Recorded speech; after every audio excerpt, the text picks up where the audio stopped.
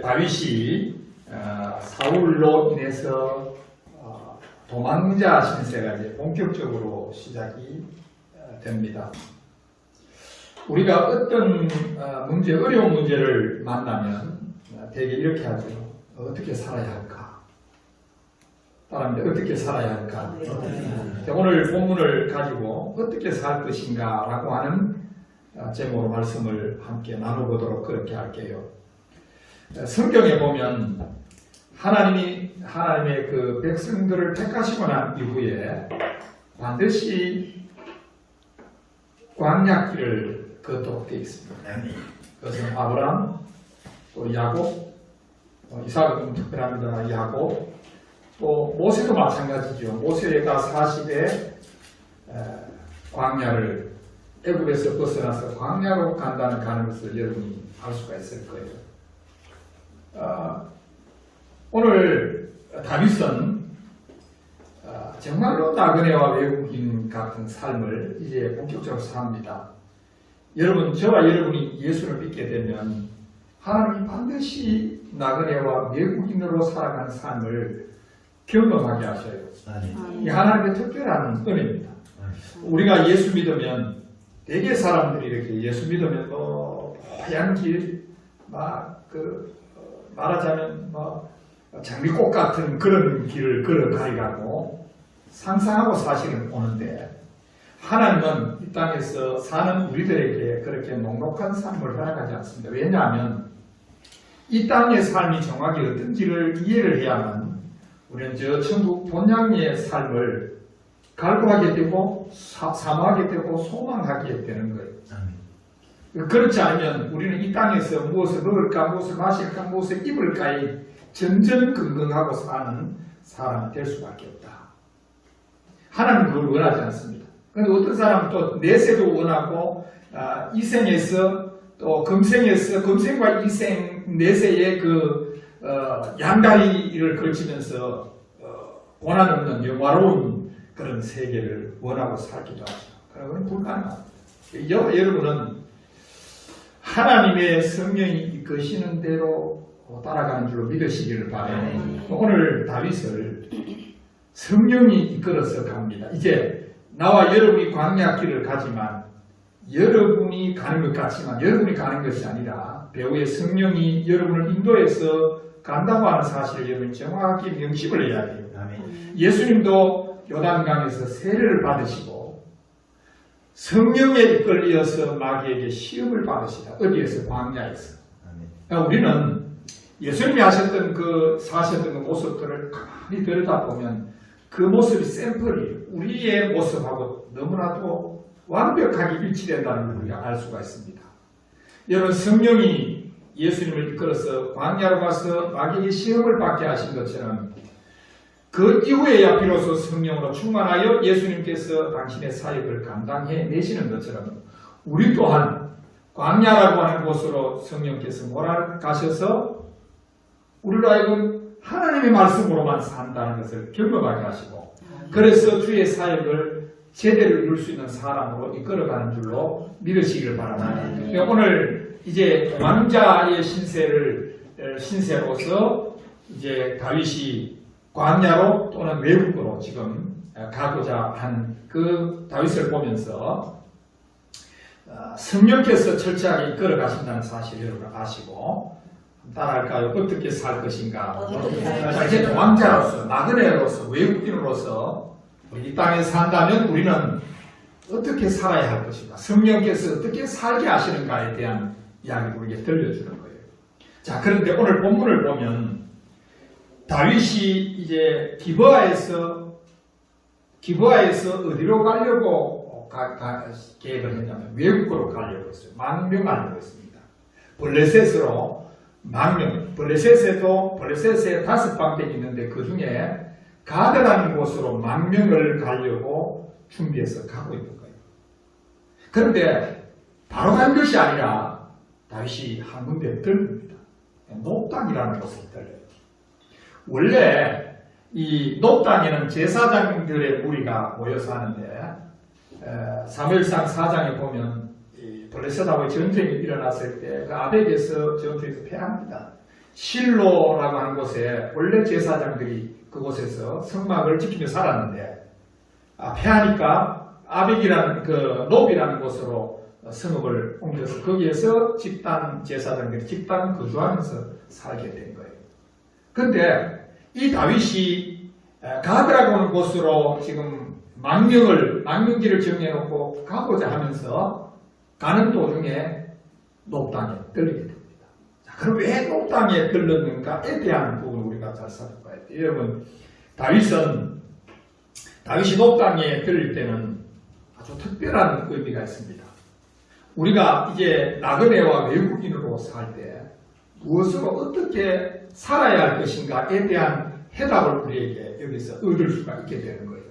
자, 그러면 오늘 어떻게 살아야 되는지 우리가 본문을 통해서 한번 살펴보도록 그렇게 하겠습니다. 첫째는 먹어야 산다. 따라합니다. 먹어야 산다. 자, 녹단으로 지금 보낸 거예요. 녹단으로 지금 기바에서 노브로 지금 옮겨갑니다.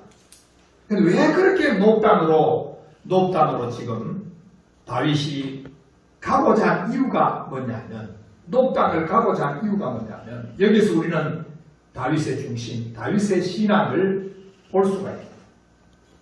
다윗은 녹단으로 가고자 한 이유가 거기에는 대제사장 아히멜렉이 있기 때문에 그렇습니다. 따라합니다. 대제사장 아히멜렉이 있습니다.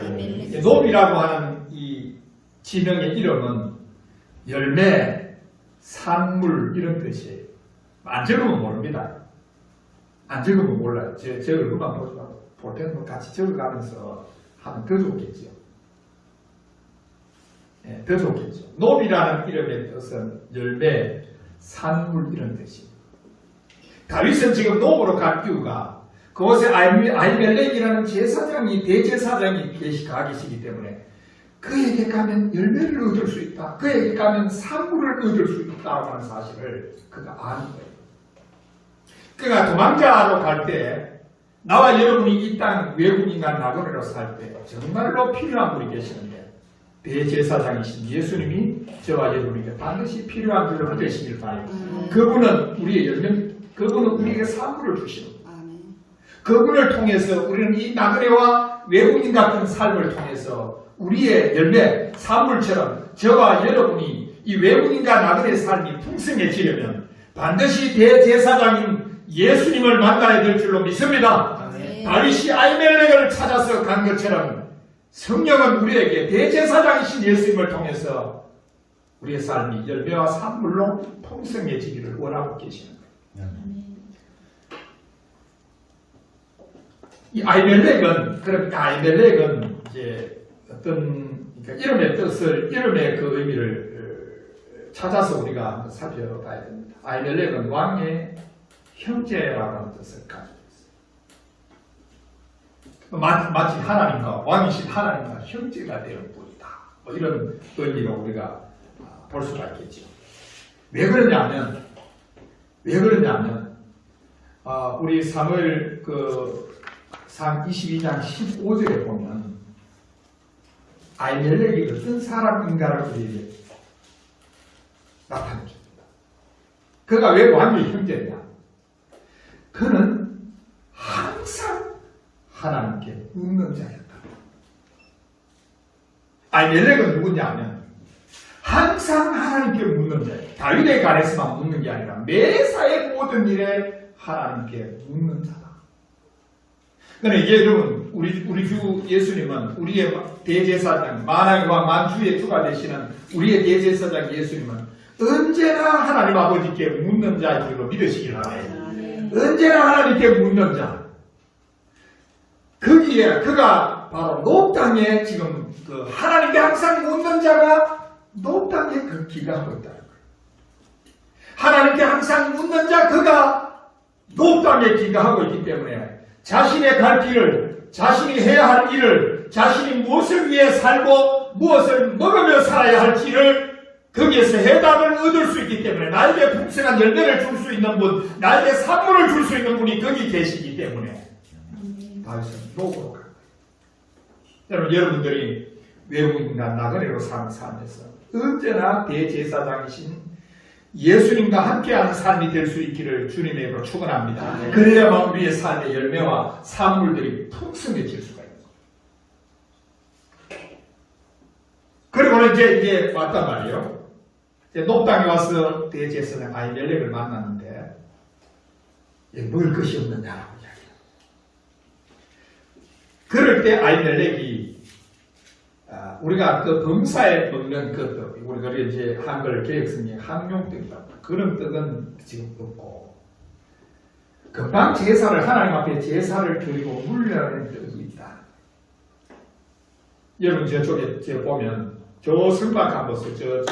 여러분 왼쪽에 저 성막에 보면, 들어가면, 성막 안으로 들어가면, 이제 번제단과 물두멍을 지나서 성막 안으로 탁 들어가게 되면, 오른편에 떡을 진설을 해놓고 왼쪽 편에는 촛불이 있고 맞은편에는 향단이 있어요. 지금 조금 보이지 않지만 싹 들어가면 오른편에는 떡을 이렇게 이쪽이 6개, 이쪽이 6개가 있고 12개를 진설해 놨어요. 이게 12지파에 대한 이스라엘 백성 그 자체예요. 12개를 떡을 이렇게 12개를 진설해 놨어요. 그러니까 그 떡을 조석으로 이 떡을 따끈한 금방행한 떡을 하나님 앞에 드리고 이것을 물려냅니다. 그러니까 지금 다윗이 지금 배가 고픈데 시장한데 먹을 게 없느냐라고 하니까 일반적으로 먹을 그 떡은 없는데 금방 물려낸 제사상에서 금방 물려낸 떡은 있다라고 이야기해요. 그걸 거룩한 떡, 따라합니다. 거룩한 떡. 거룩한 떡은 있다라고 이야기해요. 그런데 놀라운 것은 이 거룩한 떡은 아무나 못 먹습니다. 하나님 아무나 못 먹고 제사장들만 먹게 해놨어요. 자, 레위기서 우리 한번 찾아볼까요? 레위기 24장 9절을 한번 찾아보도록 할게요. 자, 레위기 24장 9절 같이 한번 찾아보도록 합니다. 자, 레위기, 창세기, 출애굽기, 레위기. 자, 레위기 세 번째 책 레위기를 한번 찾아보도록 그렇게 할게요. 레위기 24장 9절 같이 읽도록 합니다. 시작. 이 떡은 아론과 그의 자손에게 돌리고 그들은 그것을 거룩한 곳에서 먹을지니 이는 여호와의 화제 중 그에게 돌리는 것으로 지극히 거룩하니라. 이는 영원한 규례다. 이 영원한 규례로서 줬는데 이 거룩한 떡을 먹을 수 있는 것은 제사장들, 아론과 그 아론의 자손들만 이것을 먹을 수 있다. 아무나 먹을 수 없습니다. 거룩한 떡이기 때문에 일반 백성들은 먹을 수 없어요. 그런데 잘 보세요. 그런데 이 떡을, 이 물려낸 거룩한 떡을 다윗에게 줍니다. 따라합니다. 희한하구나. 이거 조선은 이 일반 백성들, 일반 사람들은 먹어서는 안 되는 떡이에요. 그런데 아히멜렉이 이 떡을 취해서 이거를 다윗에게 먹으라고 줍니다. 이게 이제 놀라운 일이에요. 이러면 된다, 안 된다? 그러면 이렇게 지금 아히멜렉이 이 떡을 가지고, 잘 보세요. 아히멜렉이 지금 거룩한 이 떡을 가지고 제사장들만 먹을 수 있는 이 떡을 일반 백성인 제사장이 아닌 사람에게 줄 때는 어떤 특별한 메시지가 우리에게 존재한다는 것을 알 수가 있습니다. 왜냐하면 구약 성경의 레위기 24장 오늘 읽었던 3절에서는 9절에서는 결코 거룩한 떡이기 때문에 주지 말라고 이야기했거든. 자, 그러면 왜 이 거룩한 떡을 준 이유를 우리가 한번 살펴보도록 그렇게. 아히멜렉이 왜 줬는지. 아히멜렉은 왕의 형제라고 했습니다. 하나님과 형제 같은 그런 분이에요. 자, 그럼 이 떡을 왜 줬는지에 대한 것을 한번 보도록 그렇게 할게요. 마태복음 12장 3절과 4절 같이 읽도록 할게요. 마태복음 12장 예수님이 이 이야기를 해석을 해주십니다.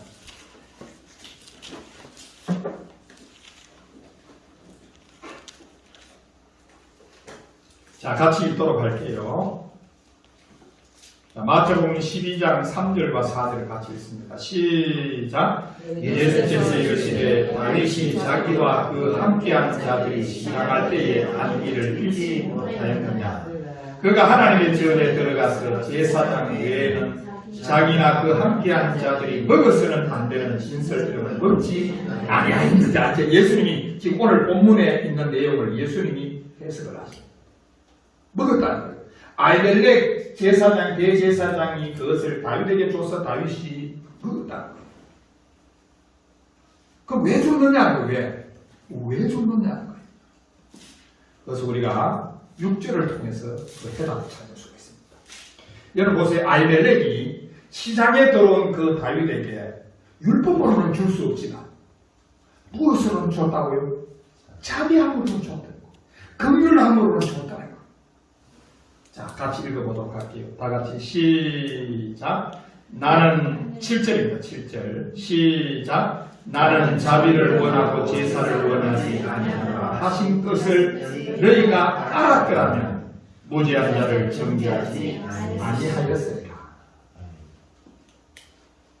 율법으로는 결코 줄 수 없지만 그러나 자비하심으로서는 줄 수 있다. 그러니까 아히멜렉이 다윗에게 율법을 초월한 하나님의 사랑으로 그에게 이 떡을 먹였던 거예요. 율법을 초월하여 하나님의 사랑으로 자비하심으로 긍휼하심으로 사랑함으로 이 진설병을 제사장 외에 먹을 수 없는 이 진설병을 긍휼하심으로 먹게 하신 것은 하나님의 자비, 하나님의 긍휼, 하나님의 은혜가 더하다.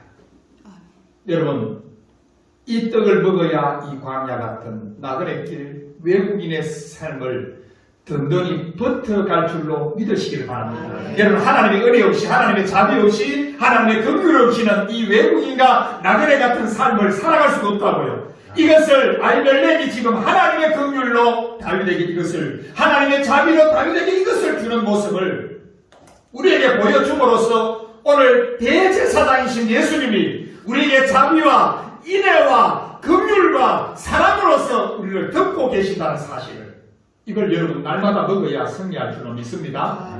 이거 먹어야 이거 먹어야 산다. 따릅니다. 먹어야 산다. 마셔 먹어야 산다. 그래서 우리 신자에게 자비를 베푸신 예수님의 몸이 바로 떡이다 그 말이에요. 지금도 그 떡을 대제사장 예수님이 그 떡을 지금도 남겨주고 계시기 때문에 그 떡을 먹어야 따릅니다. 산다. 나그네와 외국인의 삶을 살아갈 수 있게 있다는 사실을 우리에게 들려줍니다. 요한복음 6장 2절을 같이 읽어보도록 할게요.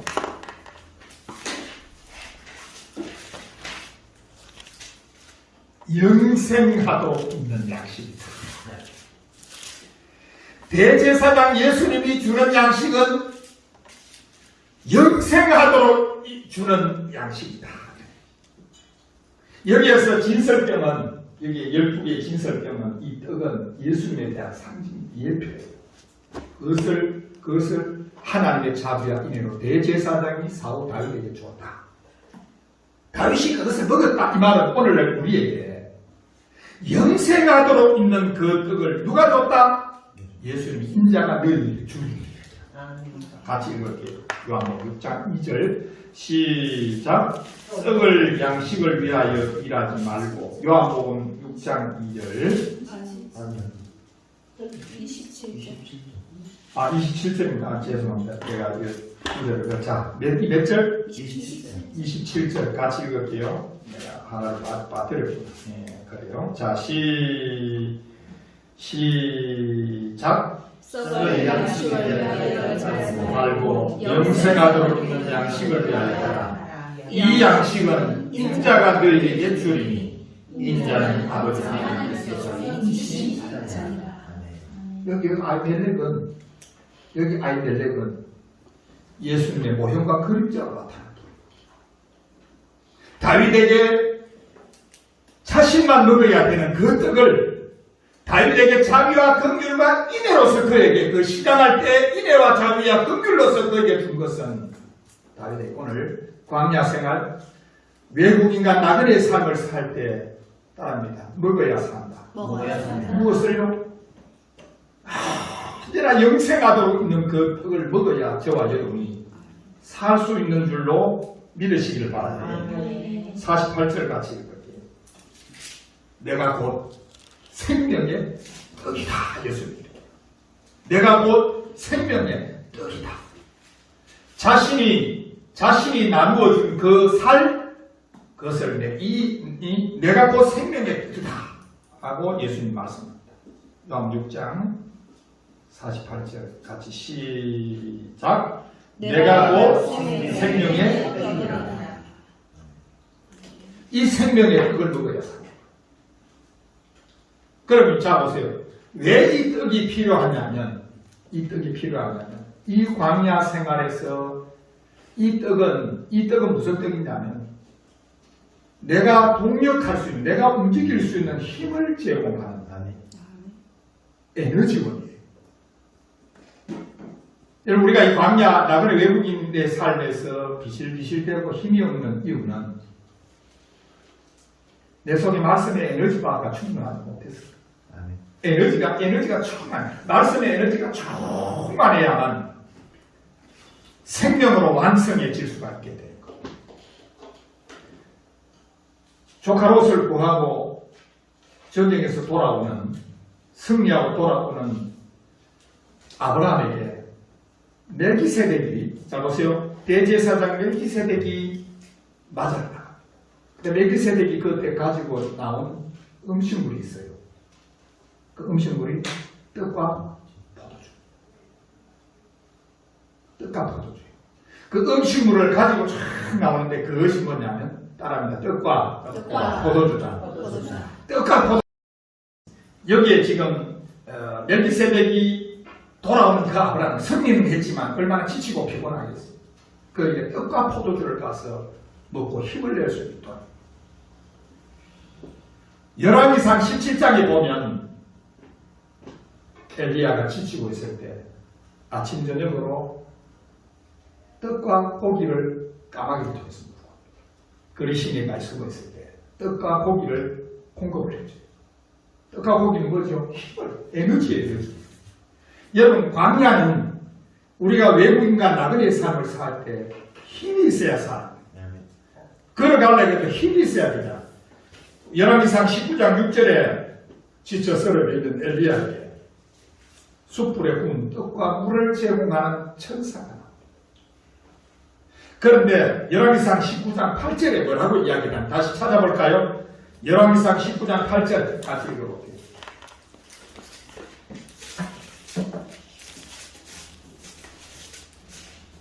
열왕기상 19장 8절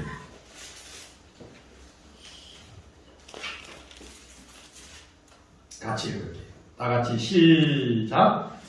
이에 일어나 먹고 마시고 그 음식물의 힘을 의지하여 40주 40날을 갔어요. 하나님의 산 호렙에 만일 떡과 숯불에 구운 떡과 물을 마시지 아니하였더라면 그 음식물의 힘을 의지하지 아니하였더라면 하나님의 산 호렙으로 갈 수 없어요. 목적지로 가려면 그 음식물의 힘을 의지해야만 갈 수 있는 것처럼 오늘 대제사장이신 예수님이 저와 여러분에게 힘을 의지할 수 있도록 그 음식물을 주시는 거예요. 그것이 뭐냐? 생명의 뜻, 하나님의 말씀인 줄로 믿으시길 바라요. 계속해서 말씀을 쓰지. 말씀을 누려요. 그래 힘을 얻어요. 예수의 생명이 그 떡을 먹음으로 예수의 생명이 내 속에 들어와야 그 생명이 나로 하여금 갈 수 있는 힘, 이길 수 있는 힘을 저와 여러분에게 주는 줄로 믿으시길 바라요. 이 힘이 있냐?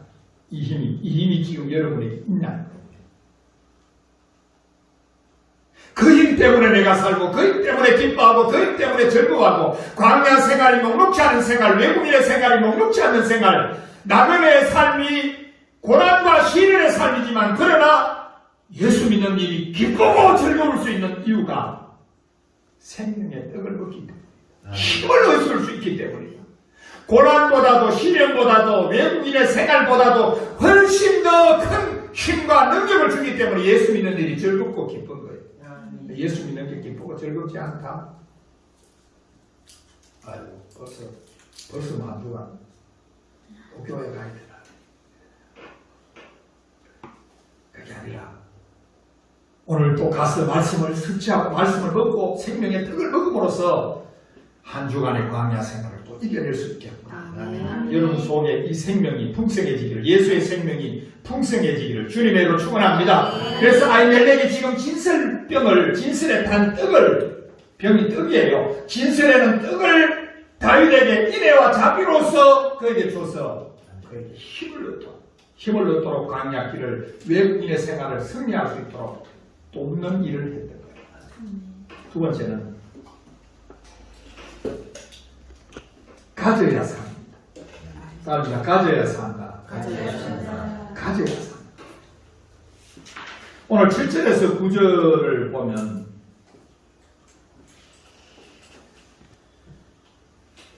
다윗이 아히멜렉에게 여기 혹시 무기가 없느냐라고 그에게 묻습니다. 그때 아히멜렉이, 여기 지금 자꾸 아히멜렉 이야기, 대제사장 이야기, 예수님이 저와 여러분에게 뭘 주겠다는 거예요. 아히멜렉이라는 대제사장이 다윗에게 거룩한 떡을 주었고, 그리고 다윗에게 도망가는 그에게, 나그네와 외국인의 삶을 살려가는 그에게 지금 뭘 주고 있냐는 거예요. 골리앗의 칼.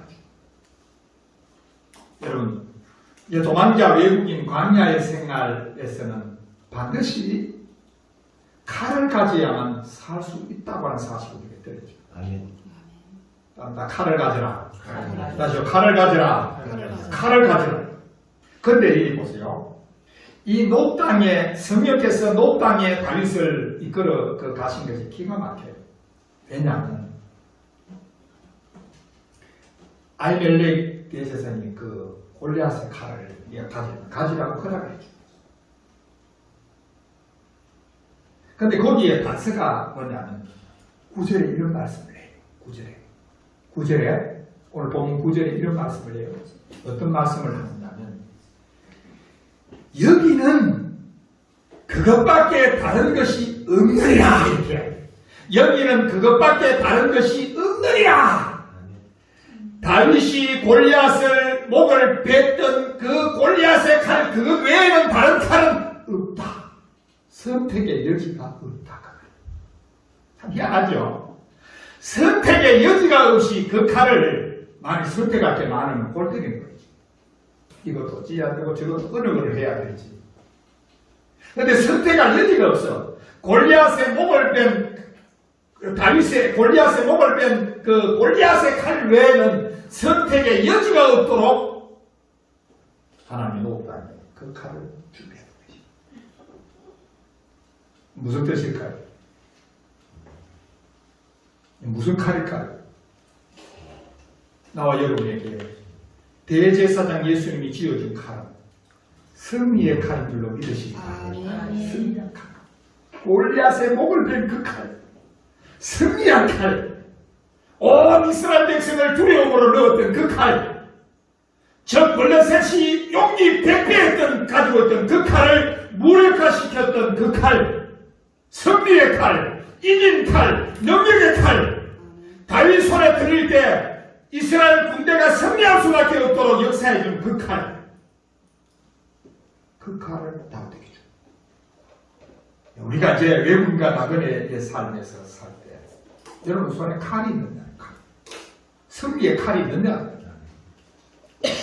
여러분의 손에 지금 승리의 칼이 있느냐는 거예요. 마귀가 여러분을 무너뜨리고 마귀가 여러분을 넘어뜨리려고 할 때 그 칼을 휘둘려서 적장의 목을, 마귀의 목을 뱀만한 그런 칼을 여러분이 지금 가지고 있느냐는 것을 우리에게 지금 묻고 있어요.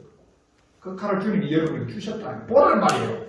여러분 손에 지금 그 칼을 주님이 들려주셨단 말이에요. 승리의 칼을 주셨다 그 말이에요. 그 칼 가지고 무난하게 살지 말고 그 칼을 가지고 악한 원수를 대적하여 능히 승리하라고 저와 여러분에게 말씀하고 계시는 줄로 믿으시고. 아멘. 이 칼 지금 가지고 지금 우리는 외국인과 나그네의 삶을 살아요. 누가요? 대제사장 예수님. 대제사장인 예수님이 그 칼을 우리에게 줄 거예요. 자, 여기 우리 지난번에 봤지만 골리앗이라고 하는 사람은 포로 이런 뜻을 가지고 있어요. 빨가벗긴다. 이런 뜻을 가지고 있다고 말씀을 드렸어요. 끌고 간다 이런 뜻을 가졌다고 말씀드렸어요. 골리앗이라고 하는 존재는 어떤 존재냐면 하나님의 백성들을 빨아먹기 수치를 드러내는 존재. 그래가지고 포로로 끌고 가는 존재. 그것을 다윗이 그 다윗의 목을 쳐버렸으니까 이스라엘의 수치를 듣고 끌려가는 이스라엘 백성들을 되찾아오는 승리의 칼의 역할을 했다는 것을 우리가 아십시오. 이 칼을 휘둘러야. 따라하면 이 칼을 휘둘러라. 다시 이 칼을 휘둘러라. 이 칼을 휘둘러야만 여러분이 수치를 당하지 않는 거예요. 지금 그 칼을 손에 쥐어줬단 말이에요. 그런데 아이고 어떻게 살지 낙심과 낙담을 하게 되면 우리의 수치가 드러난단 말이에요. 그 수치가 드러날 때 우리는 그 칼을 가지고 용맹스럽게 악한 원수마귀 사탄을 귀신들의 목을 쳐야 될 줄로 믿습니다. 수치가 다 필요합니다. 싸움에 승리하라고 주님 주십니다. 에베소서 6장 10절 같이 읽을게요.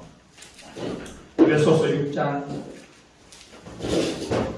자, 에베소서 6장 10절에서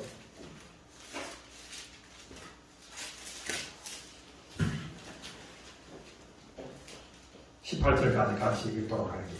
자, 우리가 지금 어떤 무장을 해야 되는지에 대한 이야기인데 말하고자 하는 것은 19, 17절에 있습니다만 자, 우리 에베소서 6장 10절에서 18절까지 같이 읽도록 그렇게 할게요. 다 같이 시작. 끝으로 너희가 주 안에서와 그의 힘의 능력으로 강건하여지고 마귀의 관계를 영이 대적하기 위하여 하나님의 전신갑주를 이거 여러분들 저와 여러분 이거 그냥 넘겨서 되는 일이 아니에요. 전신갑주를 입어라. 뭐 하기 위해서요? 뭐 하기 위해서? 마귀의 관계를 영이 대적하기 위해서. 하나님 이거 다 줬는데 하나님이 줬는데 마치 내 손에 칼이 없는 것처럼 입만 떡 벌리고 당하고 말씀의 칼을 휘둘러야 돼. 자, 계속해서 12절 시작. 우리의 실험, 여기 실험이라고 하니까 우리 뭐 천하장사, 뭐 만만세 뭐 이런 실험으로 생각하면 그것도 실험이겠지만 전쟁이에요, 전쟁. 이 전쟁은, 이 실험이라고 하는 게 너무 약해. 예, 뭐 물론 뭐 단어적으로 그렇습니다만 이 우리의 전쟁입니다, 전쟁은. 나와 여러분이 전쟁하는 거예요. 죽느냐 사느냐 전쟁하는 거예요.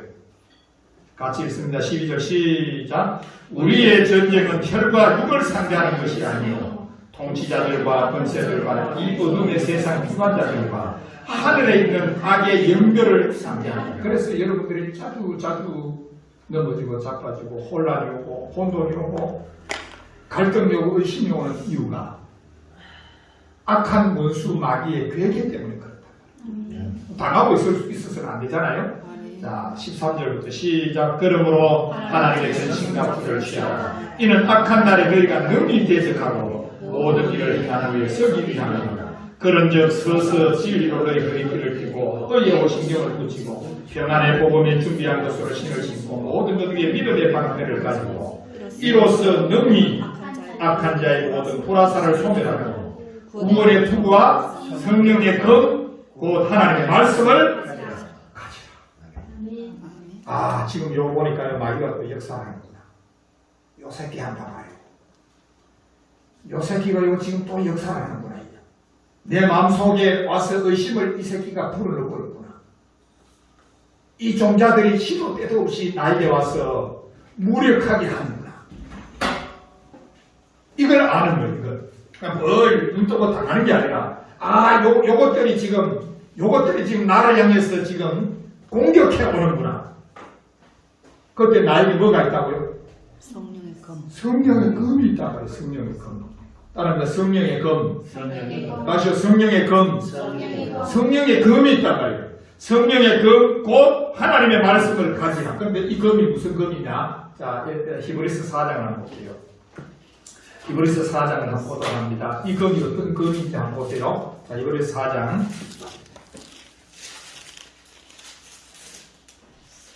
자, 이 검이 어떤 검인지를 한번 보도록 합니다. 히브리서 4장 12절, 12절 13절 시작. 하나님의 말씀은 살아있고 활력이 있어 좌우의 말씀은 어떤 검보다 무슨 검이에요? 양날의 검이, 양날성 검이란 말이에요. 자, 하나님의 말씀인데 하나님의 말씀이 어떤 말씀이냐면 한쪽에만 날 있는 그런 칼이 아니라 양날을 가진 칼이라고, 양날 칼이에요. 근데 이 칼이 얼마나 예리한지 잘 보세요. 이 칼이 얼마나 예리한지 뭘 하는지 한번 보세요. 시작. 홍과 염과 및 관절과 골수를 찔러 죽이기까지 한다. 따라합니다. 홍과 염과 관절과 골수를 찔러 쪼개기까지 하면 이거 지금 안 보이는 거거든. 이걸 누가 했던 거예요? 이걸 누가 했어요? 찔러 쪼개는 일을 누가 했어요? 제사장들이 한 거예요. 여러분, 하나님의 말씀은 마치 제사장이 고기의 각을 떠서 하나님 앞에 제단에 제물로 드리던 것처럼 예리하지 않으면 고기 각을 뜰 수가 없다고. 예리해야만 고기의 각을 뜨는 거예요. 그 각을 뜨는데 얼마나 예리했으면 혼과 염과 관절과 골수까지요. 골수 빼먹기 어렵습니다. 권사님, 골수 빼기 어렵죠. 골수를 빼려하면 정말로 예리하지 않으면 골수를 빼낼 수가 없어요. 예리한 칼로 해야 돼요. 자, 그 다음에 그 많은 게 아니에요. 13절 계속해서 찔러 쪼개기까지 하면 또 계속해요. 하나님 말씀이 그렇단 말이에요. 시작. 또 마음의 생각과 뜻을 판단. 하나님 말씀이 양날 가진 검이 들어와서 어떤 마음의 생각과 뜻을 판단해. 마음의 생각과 뜻을 판단해 버리니까 죄가 드러나는 거예요. 하나님 말씀은 양날 같아서 선지자의 역할. 선지자의 역할. 자, 그 다음 13절 시작. 지으신 것이 하나도 그 앞에 나타나지 않으리고 우리의 결산을 받을 시에 눈앞에 만물이 벌거벗은 것 같이 드러납니다. 모든 것이 하나님 말씀 앞에 드러난다. 무슨 역할이에요? 왕의 역할이에요. 이 하나님 말씀은 양날 가졌는데요. 제사장의 역할, 선지자의 역할, 왕의 역할. 여러분, 마귀가 우리를 호시탐탐 무너뜨리려고 할 때 양날 가진 검을 가지고 휘둘려야 될 줄로 믿습니다. 이기는 거예요. 휘두르면 이기는 거예요. 승리의 칼이다. 그 칼이. 그 칼이 이미 승리의 칼이라는 사실을 우리에게 가르쳐준단 말이에요. 자, 마지막 세 번째로 이제 이렇게 해서 블레셋 땅 가드 왕에게로 망명을 합니다. 오늘 본문을 다시 한번 볼까요? 10절에서 15절에 보면 여러분 이 본문을 다 읽었기 때문에 내가 설명을 안 하는 거예요. 자, 10절과 15절에 보면 가드로 탁 도망을 합니다. 하나님 참 희한합니다. 가드에는 누가 있었어요? 가드는 골리앗이 가드 사람입니다. 하나님이 이게 가드로 보내는 것 보면 심하기를 되고 하나님 저와 여러분에게 이 땅이 그런 블레셋과 같다. 이 땅으로 저와 여러분을 보내신 거예요. 골리앗의 칼을 차고 이 땅에 보내고. 그러면 블레셋이 무릎을 꿇어야 되는데 블레셋이 다리 앞에 무릎을 꿇어야 되는데 무릎을 꿇을 때까지 무릎을 꿇을 때까지 블레셋이 무릎을 꿇을 때까지 이 땅에서 어떻게 살아야 되느냐 미쳐야 삽니다. 블레셋이 무릎을 꿇을 때까지 미쳐야 삽니다. 따릅니다. 미쳐야 산다. 다윗이 지금 가드에 가니까 어이구 왕은 이제 가드 왕에서는 맞아줬거든. 그런데 신하들이 난리 난 거예요. 저 인간은 사울 왕하고 있을 때 다윗이 죽인 자는 만만이요, 사울이 죽인 자는 천천히 자로 판자가 아닙니까? 예루살렘 여자들이 그렇게. 자, 11절 다시 한번 볼까요? 하나님이 이 땅에서 무슨 소리를 다윗에게 듣게 하는지 한번 보세요. 이 땅에서 여러분에게, 이 땅의 사람들이 여러분에게 어떤 소리를 들려주는지를 잘 보세요. 11절 같이 읽어볼게요. 시작. 아기스의 신하들이 아기스에게 말하되 이는 그 땅에 관한 다윗이 아닙니다. 무리가 춤추면 이 사람이 이를 노래하게 이르되 사울이 죽인 자는 춤추며 다윗은 만만히로다 하지 아니하니라. 여러분, 블레셋 사람들이 다윗에게 뭘 가르쳐줘요? 다윗에게 만만히 승리. 블레셋 사람들이 다윗에게 뭘 가르쳐준다? 골리앗을 다윗은 왕입니다. 지금 왕으로 도망온 게 아니거든.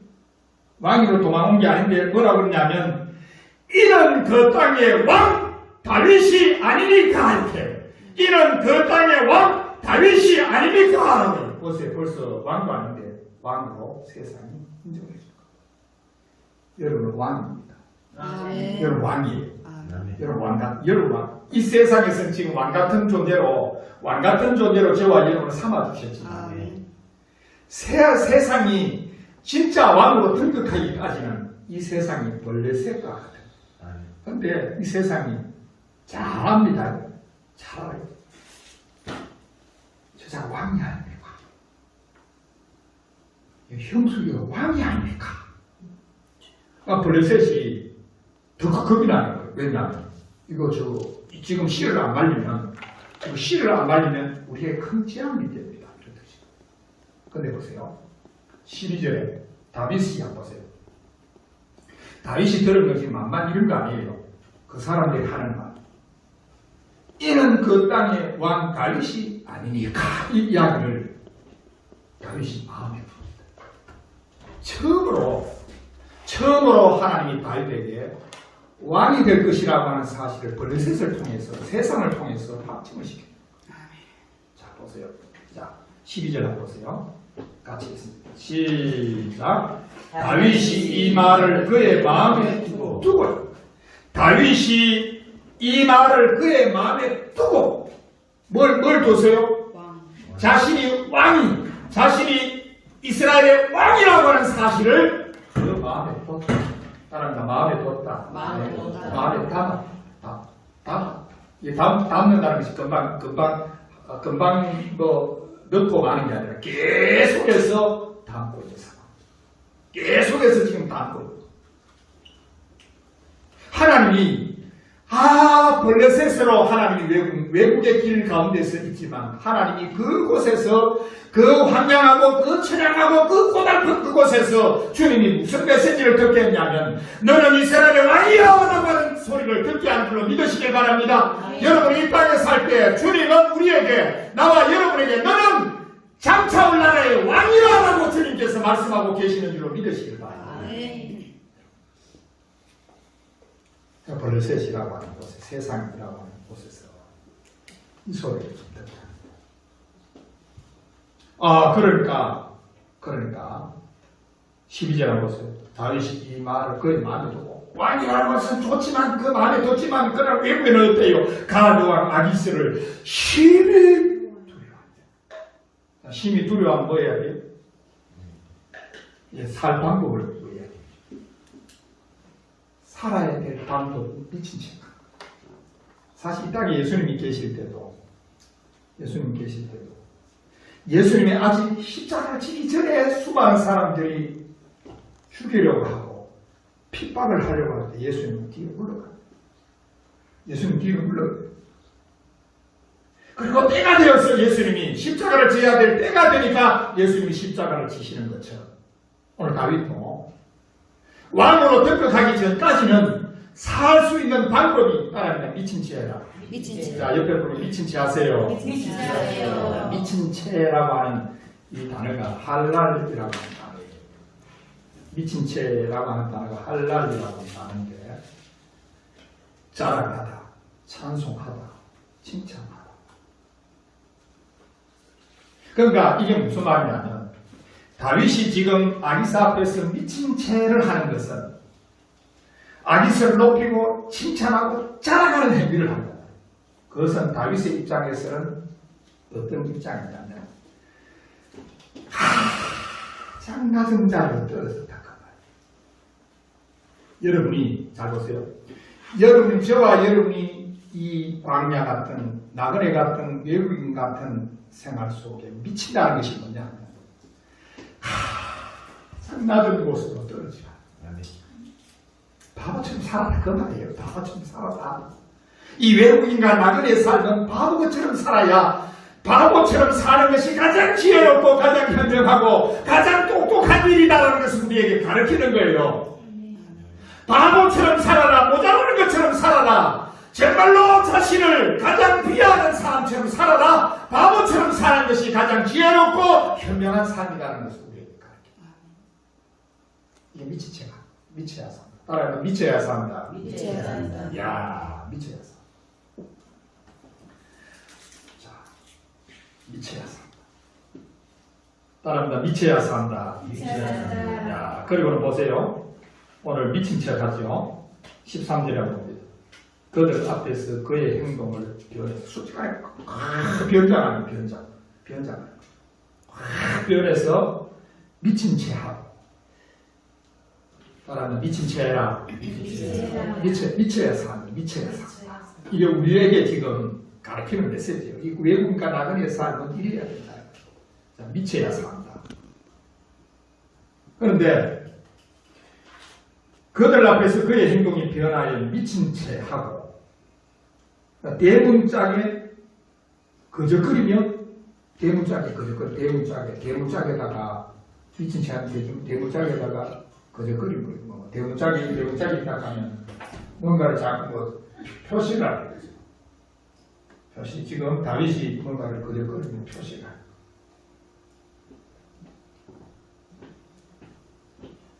거예요. 미친 채 하려면 표시해야 되죠. 아니, 가만히 있으면 미친지 안 미친지 모르잖아. 행동해야 미친 데가 알지.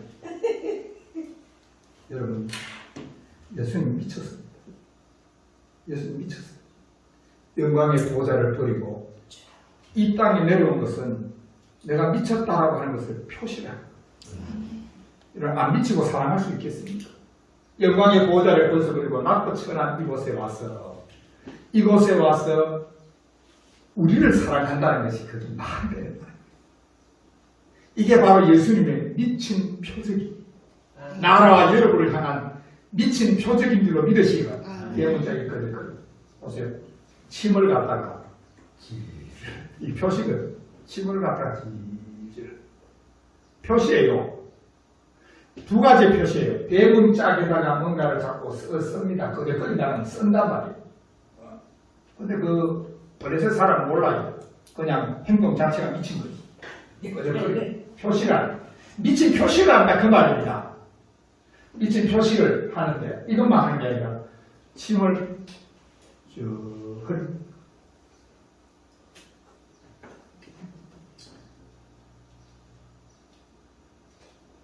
이 땅에 예수님의 삶이나 나와 여러분의 삶이 이 세상 버레셋 같은 세상 외국에서는 예수님을 보고 우리를 볼 때 구경거리로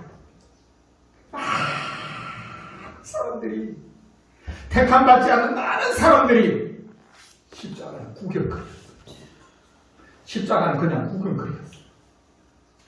그런데 나와 여러분에게는 십자가가 구경거리가 아니라 하나님의 은혜였은 줄로 믿습니다. 우리는 십자가가 구경거리가 아니라 내 영혼을 살리고 나를 십자가 은혜로 뒤덮은 하나님의 그 놀랍고 위대한 사랑이었다는 사실을 아는 거예요. 고린도전서 4장 9절에 내가 생각하는데 하나님의 사랑은 우리를 죽이기로 작정된 자 같이 끄트머리를 두셨습니다. 우리는 세계 곧 천사와 사람들에게 구경거리가 되었다. 십자가가 구경거리입니까? 자, 우리 성주상 십자가가 구경거리예요. 오늘 다윗이 미친 척 하는 거. 미친 척 하려고 하면 표시가 있어야 돼요, 표시가. 가만히 있으면 미친지 안다고 한다. 미친 사람 말 시켜봐야 미친지 알지. 뭔가를 시켜봐야 미쳤는지 안 미쳤는지 아는 거예요. 가만히 있으면 정상인 거고. 근데 뭔가를 말을 시켜보고 뭔가 행동을 해보면 미쳤는지 안 미쳤는지 아는 거예요. 다윗이 지금 미친 척 하는데 그 표현이 두 가지였어요. 물에다 그저 그 표시가. 마치 예수님이 이 땅에서 저 높고 높은 영광의 보좌를 입고 이 땅에 인간의 몸을 입고 온 것이 표시예요. 그게 미쳤다. 하나님이 미쳤다. 그 표시인 거지. 우리가 이 땅에 바보처럼 사는 것, 그 표시예요. 십자가를 구경거리로 삼지 않는 것, 십자가를 하나님의 은혜라고 인식하고 사는 것, 십자가를 통해서 하나님 앞에 감사할 줄 알며 사는 그것. 세상은 십자가를 구경거리 삼지만 우리는 결단코 구경거리 합니다. 내가 살아가는 모든 생애와 삶이, 내가 당하는 시련과 내가 당하는 고난이 세상 사람들은 구경거리로 볼지는 모르지만 나는 지금 예수님이 지어진 십자가를 지고 있는 상황이라는 사실을 여러분이 아시기를 바랍니다. 아멘. 그게 다윗에게는 침을 수염으로 흘리는 폼으로 나타난 거예요. 우리는 여러분이 지금 당하는 고난은 예수님이 여러분에게 메워준 십자가인 줄로 믿으시길 바랍니다. 네. 세상 사람들은 그것을 구경거리로 볼지는 모르지만 나에게는 주님이 메워진 십자가, 나에게 능히 질 수 있기 때문에 메워진 십자가라는 사실을 여러분이 깨닫고, 자, 계속해서 한번 보세요. 아기스가 승질냅니다. 14절과 15절. 본문 14절과 15절에 보면 아기스가 그의 신하에게 이르되 너희도 보거니와 이 사람이 미치가기로다. 이 사람이 미치가기로다. 자, 이제 미쳤는지 알았지요? 뭐 때문에 알았어요? 미쳤는지? 대문자리에 거저거리고 대문자리에 거저거리고 침을 지으려니까 미친지 알았다. 그러니까 아기스가 큰 발견을 한 것처럼 큰 발견을 하지. 이 사람이 미치가기로다. 이렇게 해서 세상은 여러분을 미친놈 봅니다. 아이고, 일주일 내도 원래 토요일까지 예수고 수고해서 집에 쉬면 되는데 그것도 그까지 차를 몰고 예배를 드리고 가 돌지 않았어요. 지금 미치가니 미쳤다. 이 맞다. 미치가니가 이 말. 맞다. 미치가니 맞다. 그런데 한번 보세요. 15절에 이제 그 말을 가져갑니다. 내게 미치가니가 부족해서, 보세요. 내게 미치가니가 부족해서, 이 말은 무슨 말이냐? 블레셋에 미친놈들이 많다구나. 블레셋에 미친놈들이 많은데 우리 지금 블레셋에 미친놈이 부족해서 저 유다 땅에서 미친놈을 걸고 데려왔느냐 그 말이에요.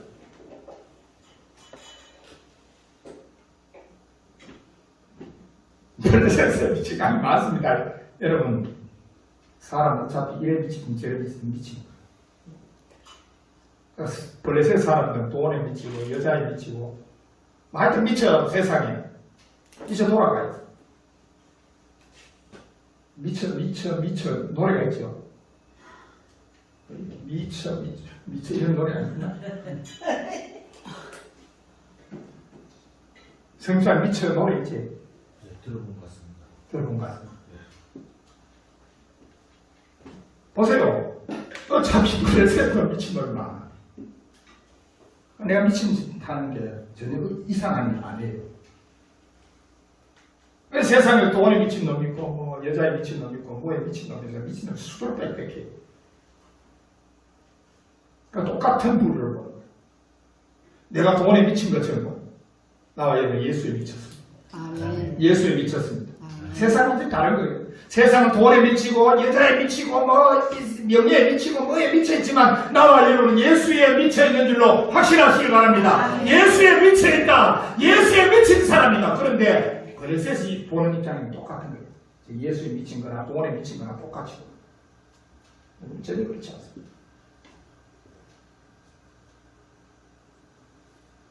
왕이 되는 때를 위해서 물러서는 방법이 미친 채 합니다. 그건 무슨 말이냐면 외국인과 나그네 삶을 살 때는 주님 우리를 높일 때 옵니다. 아멘. 주님 이 땅에 구름 타고 오실 때 우리를 높일 때 아멘. 그때까지는 나와 여러분이 미쳐야 삽니다. 아멘. 나는 미쳐야 산다. 미쳐야 산다. 다시 미쳐야 산다. 미쳐야 산다. 이제 우리 어떻게 살 것인가에 대한 해답을 우리가 얻었습니다.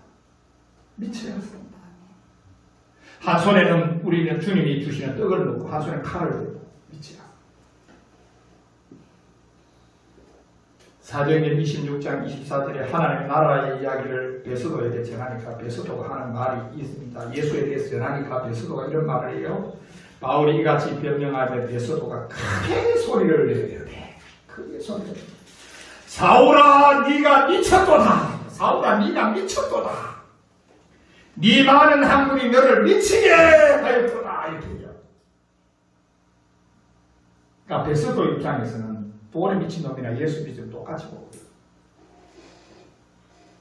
세상은 구분할 수 없어도 나는 예수에 미쳤습니다. 예수. 그러니까 바울이 이르되 베스도 가까이 내가 미친 것이 아니고 참되고 온전한 말을 합니다.